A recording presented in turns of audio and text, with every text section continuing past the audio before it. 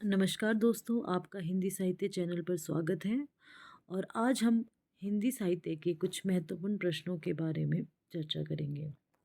तो सबसे पहला प्रश्न है हमारे पास, इनमें से कौन सी कृतियां भारतेंदु से संबंधित है?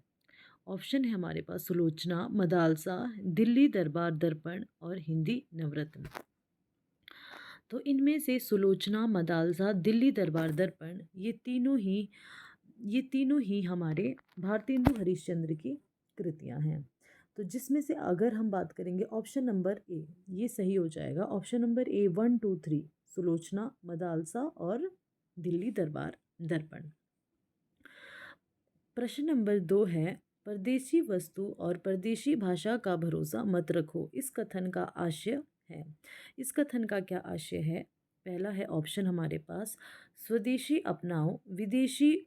दूसरा ऑप्शन है विदेशी वस्तुएं अच्छी नहीं होती। तीसरा है अपनी भाषा की अभिव्यक्ति क्षमता पर विश्वास करो। चौथा है विदेशी भाषाएं सीखना अनुचित है। तो इसका सही उत्तर हो जाएगा option number option number B. Option number B इसका सही उत्तर हो जाएगा। इसका राइट आंसर है कि हमारे पास प्रश्न था, परदेशी वस्तुओं और परदेशी भाषा का भरोसा मत रखो, इस कथन का आशय है कि स्वदेशी अपनाओ और अपनी भाषा की अभिव्यक्ति क्षमता पर विश्वास करो। प्रश्न नंबर 3 है, तुम्हें गैरों से कब फुर्सत, हम अपने गम से कब खाली, चलो बस हो चुका मिलना, ना हम खाली ना तुम खाली। उपर्युक्त काव्य पंक्तियां भारतेंदु के किस निबंध से उद्धृत हैं? ऑप्शन है बादशाह दर्पण, उदयपुरोदय, भारत वर्षोन्नति कैसे हो सकती है और तद्य सर्वस्वम। तो इसका राइट आंसर आ जाएगा भारत वर्षोन्नति कैसे हो सकती है। दोस्तों ये सभी निबंध भारतेंदु हरिश्चंद्र जी के ही हैं। पंडित बालकृष्ण भट्ट का प्रथम निबंध कौन सा है? आत्मगौरव, माता का स्नेह, चंद्रोदय या फिर कलिराज की सभा। तो बालकृष्ण भट्ट जी का प्रथम निबंध है कलिराज की सभा। आगे आते हैं, भारतेंदु युग का सर्वश्रेष्ठ निबंधकार कौन है? तो भारतेंदु युग का सर्वश्रेष्ठ निबंधकार है पंडित बालकृष्ण भट्ट। बादशाह दर्पण के लेखक कौन है? बादशाह दर्पण के लेखक हैं हमारे भारतेंदु हरिश्चंद्र। भारत खंड की समृद्धि नामक निबंध के लेखक कौन है? तो भारत खंड की समृद्धि नामक निबंध के लेखक हैं राधा चरण गोस्वामी। लेखक या रचनाकार के व्यक्तित्व की छाप किस विधा में सर्वाधिक उभरती है?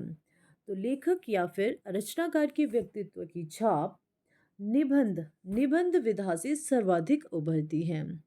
समझदार की मौत निबंध के लेखक कौन है? समझदार की मौत निबंध के लेखक है प्रताप नारायण मिश्र।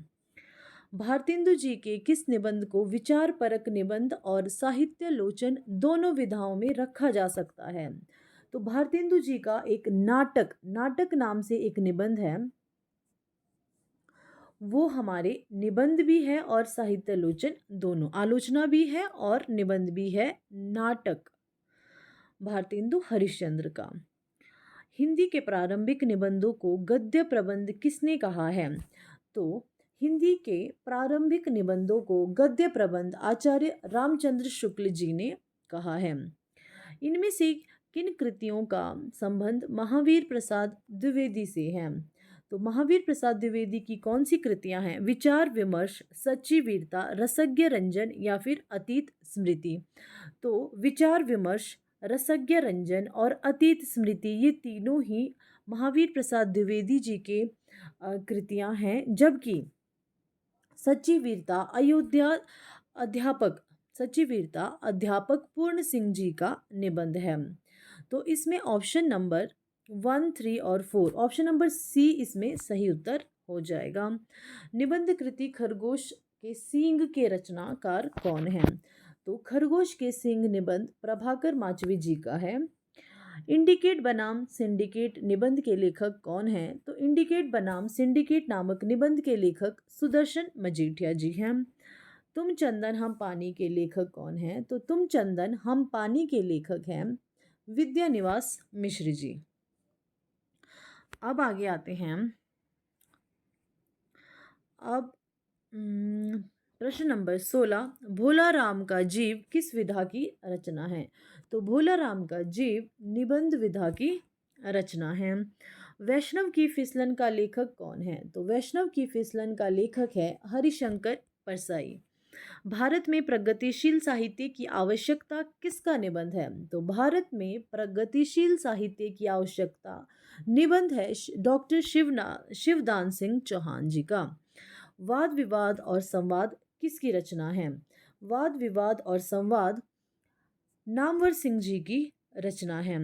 और दोस्तों, आज का अंतिम प्रश्न है, शुद्ध कविता की खोज किस प्रकार की रचना है?